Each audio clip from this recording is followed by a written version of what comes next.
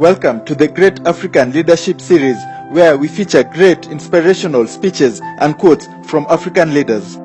I think there is a fundamental misstatement of the issue in the question.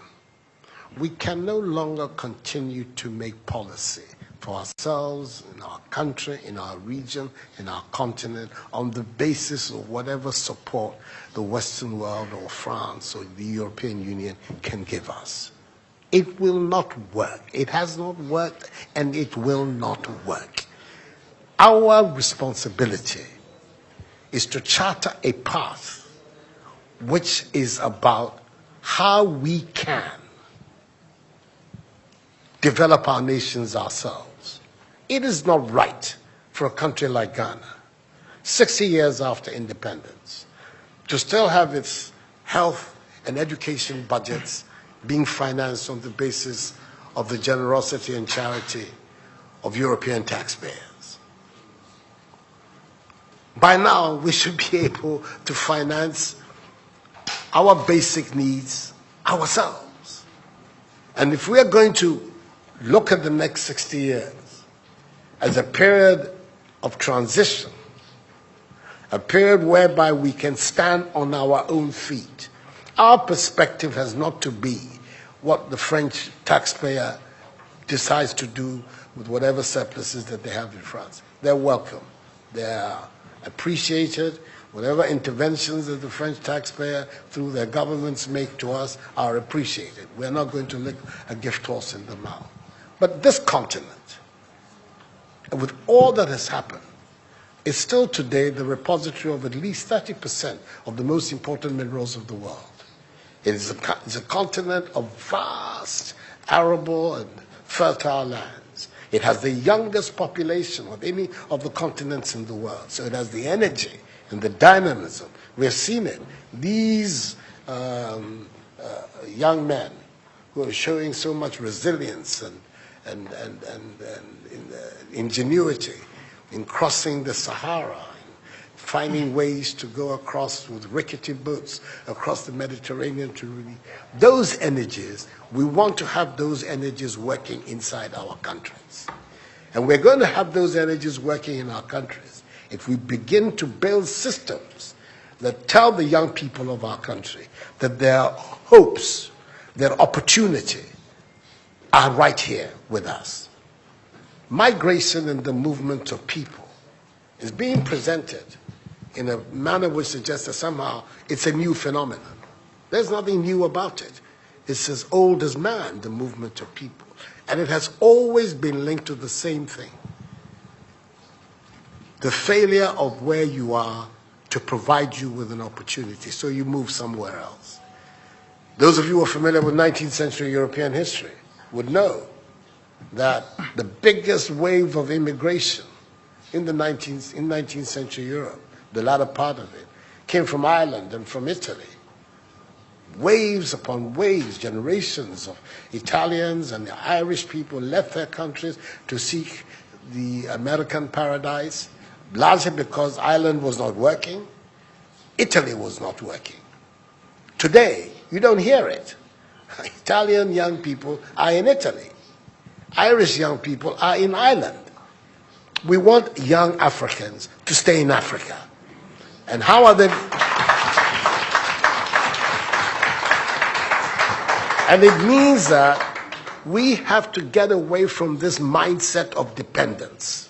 This mindset about what can France do for us. France will do whatever it needs to do for its own sake. And when those coincide with ours, tant mieux, as the French people say.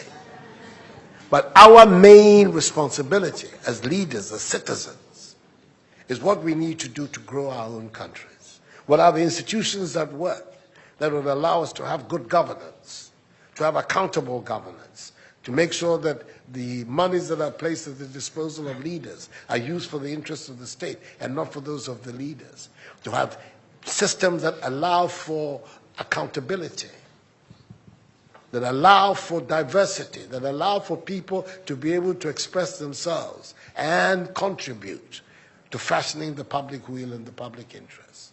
Our concern should be with what do we need to do in this 21st century to move Africa away from being cap in hand and begging for aid, for charity, for handouts. The African continent, when you look at its resources, should be giving monies to other places. We have huge wealth on this continent, in our own country of Ghana. And we need to have a mindset that says, we can do it. Others have done it. We can also do it. And once we have that mindset, we will see it as a liberating factor for ourselves. We keep talking about how it was that Koreans, Malaysians, Singaporeans, who got their independence at the same time as us. We're told of that at the time of Ghanaian independence, per capita Ghanaian income was higher than that of Korea. Today, Korea is part of the first world. So is Malaysia. So is Singapore. What happened? Why did they make that transition? And 60 years after independence, we are where we are. Those are the matters that should concern all of us as Africans, as Ghanaians.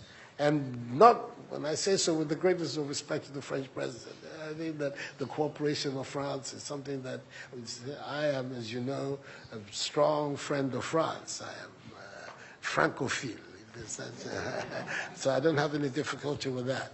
But I'm talking about our own propulsion, what we need to do to get our countries to work so that we can create the conditions that would allow our young people to forego this hazardous effort to get to Europe. They're not going there because they want to. They're going there because they don't believe they have any opportunities in our countries. So that should be our focus.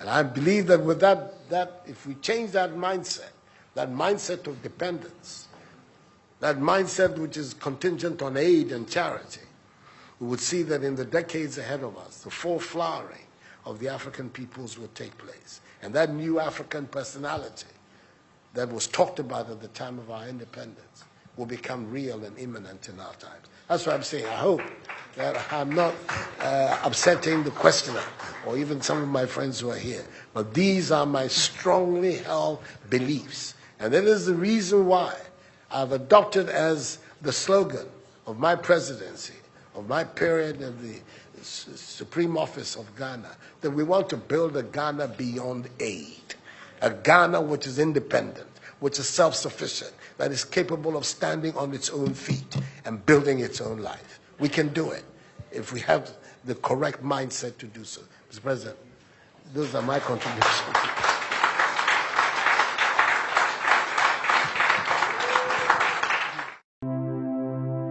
Share this video with friends and family to support the channel.